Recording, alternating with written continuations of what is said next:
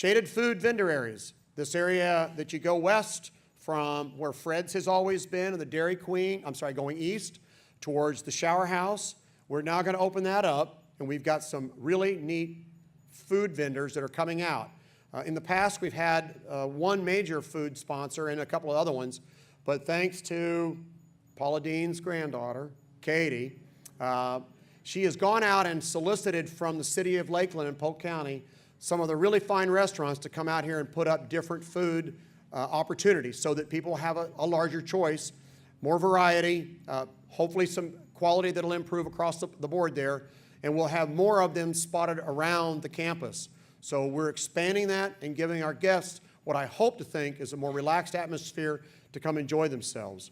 The shower houses, I went ahead and had them put in all new shower nozzles. I was really tired of that nozzle that just spit at me.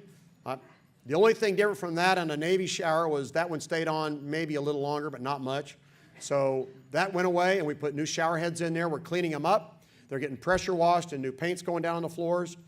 Portalettes. Don came up with worked really hard with Gene Strickland, one of our board members, and we got it turned around from paying $20,000 a year to have our SHIT hauled to Tampa, okay? We don't have to do that anymore. That means we've got a little wiggle room. So we're gonna remove about of the 350 portalettes that we rent. We're dropping 550. Sorry, we're dropping 75 of them, right, Don? We're taking 75 out and we're putting in 15 rest areas that are air-conditioned, mobile restrooms. Okay, so woohoo!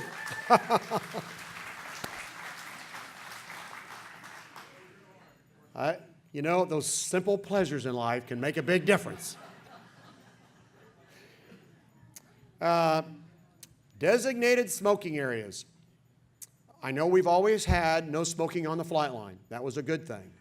But Sun and Fun is going to move towards the rest of the world, and we're going to slowly evolve into a no smoking center campus where all the guests come.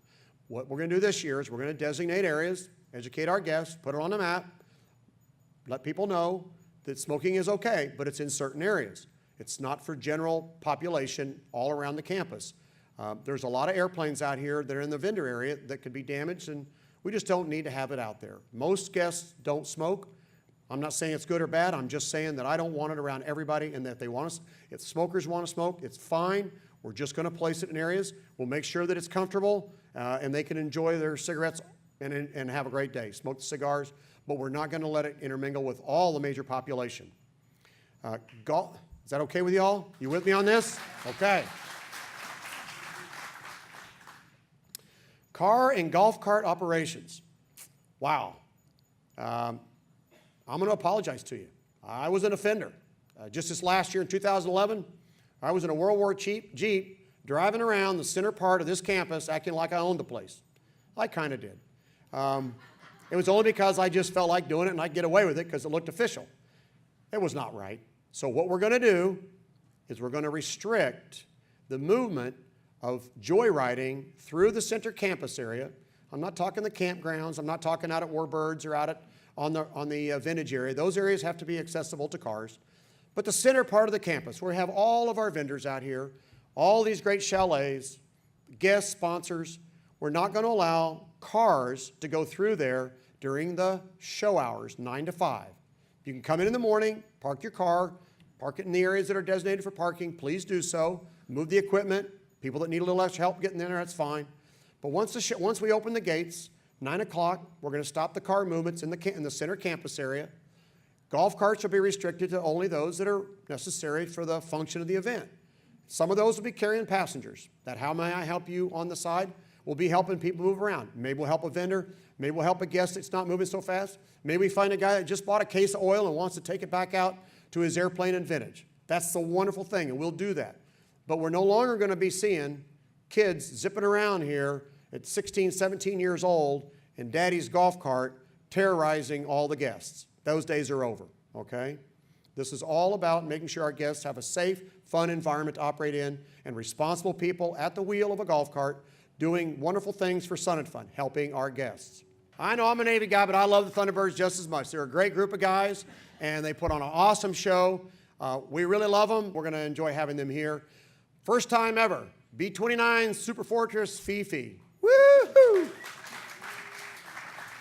Wayne's put an awful lot of effort into that, and with our board member, Steve Brown, out of the Commemorative Air Force, we've come to a closure on that one. We're getting a sweet deal, and we're going to have flights going on that one throughout the week. Those will provide opportunities for us to make money as well, because we get a portion of that out of every ride that they sell in that airplane. It'll fly both pre and during the air show at different times. And it will be available for the guests to go tour it, which is going to be a wonderful thing. Red Tail Squadron Experience. How many people have gone to see Red Tail the movie? It's pretty cool, okay? It's a great, if you take a look at, the movie's fun, but the story it tells is even greater.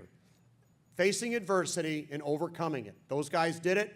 It's a great story to tell our kids. So what we did is we're bringing in the Red Tail Experience. It's a semi-tractor trailer, and it's going to have in there the whole story of the real Tuskegee Airmen and how they overcame the adversity of that time in our American culture.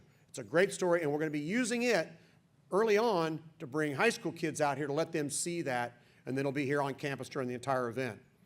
We've got the A4 Skyhawk reunion going on from the guys that flew them in Vietnam. That goes in conjunction, actually, with the Marine Corps, which I'll talk more about in a second.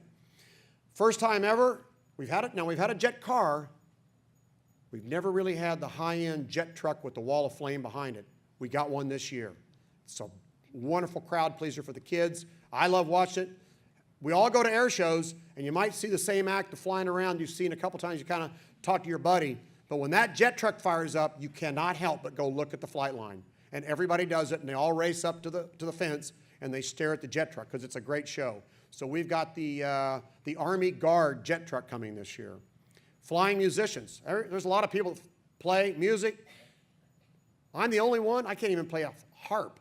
All right. Oh, we got a couple right here. I knew we had a few. There we go. I got a couple hands. All right. We all know Sennheiser did a great job. And we built a new corn roast platform. The stage is brand new, and we've asked the flying musicians to come play regularly with us. They're a group of guys that fly around, and they're musicians. Some are really good, some are not so good. But they're going to play for us regularly at the corn roast and at the Sennheiser stage and at the pavilion. They're going to be lead-in acts for some of our other acts. So it's going to be fun to have them here. New, first time ever, Kid Zone. One of the questions that I was always asked was, what do I do with my 12-year-old kid after I've shown him all the airplanes they can tolerate, and it's about 2 in the afternoon, and this kid's getting a little antsy. At the front gate, we're going to have a Kid Zone, about 300 by 300 feet long. It's going to be aviation themed. You'll walk ropes, climb rocks. It's stuff to help them burn off energy, enjoy a little bit of excitement out there. It's totally self-contained. They come with their own insurance program. I don't have to worry about anything. I just give them a space, and then they write us a check at the end of the day. So what better deal is that? Make the kids happy and write me a check.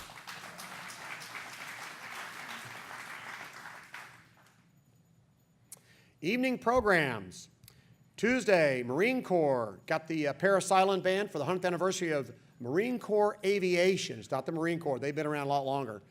They're pushing 270-some years. But we've got a 100th anniversary of Marine Air. Wednesday's going to be Apollo 17. I mentioned the fact that we've got Harrison Schmidt, call sign Jack. He's going to be here with us with Bill Picalo to do a story on the last men on the moon 40th anniversary. Thursday, we had to move Aaron Tippin to Thursday. He couldn't get here on Saturday. Aaron is actually flying his own T6 Texan in here on Sunday.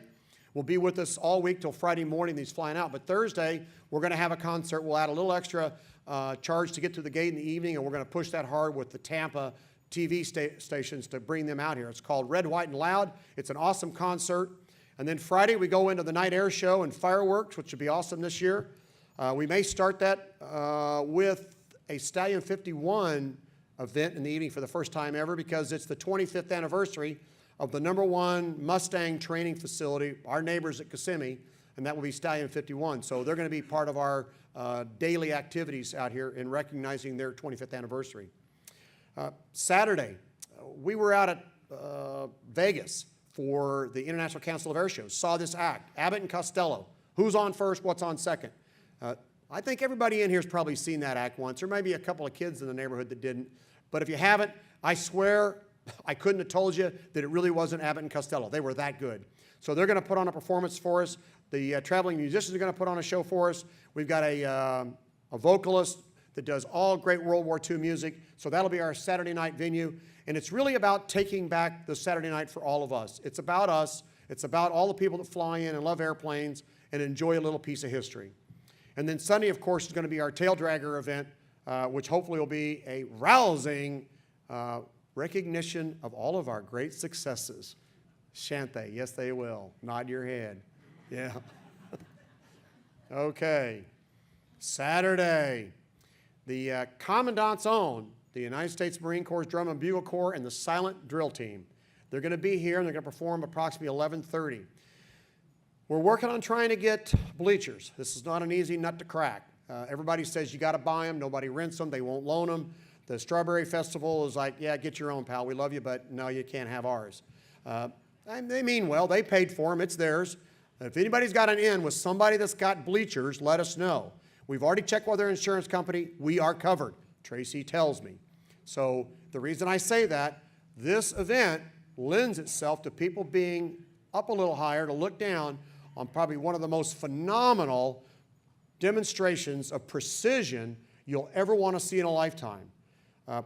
This comes out of 8th and I, downtown D.C., and not everybody gets them. We had to fight tooth and nail. Chris Wharton put our heart and soul into this to convince them to come down here, and it worked.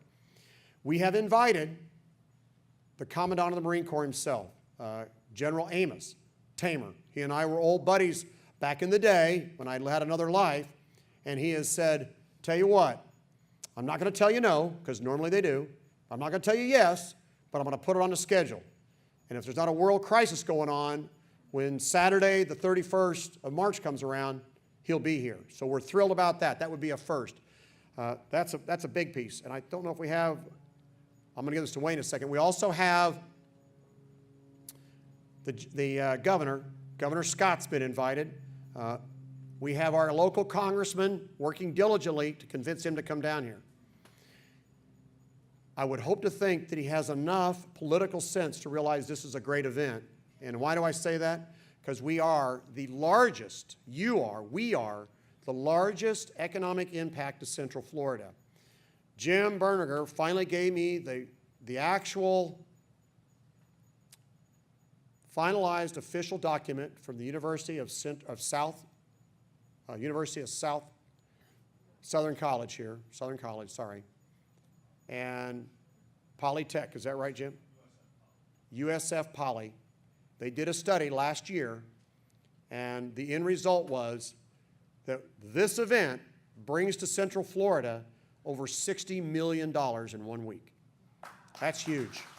Hats off to you. So no longer is that somebody's dream. That's reality. That's proof. That's the right formulas. It's done with economic precision. And that's a fact. It's in print now, and we can go to press with that. So thank you for making that happen.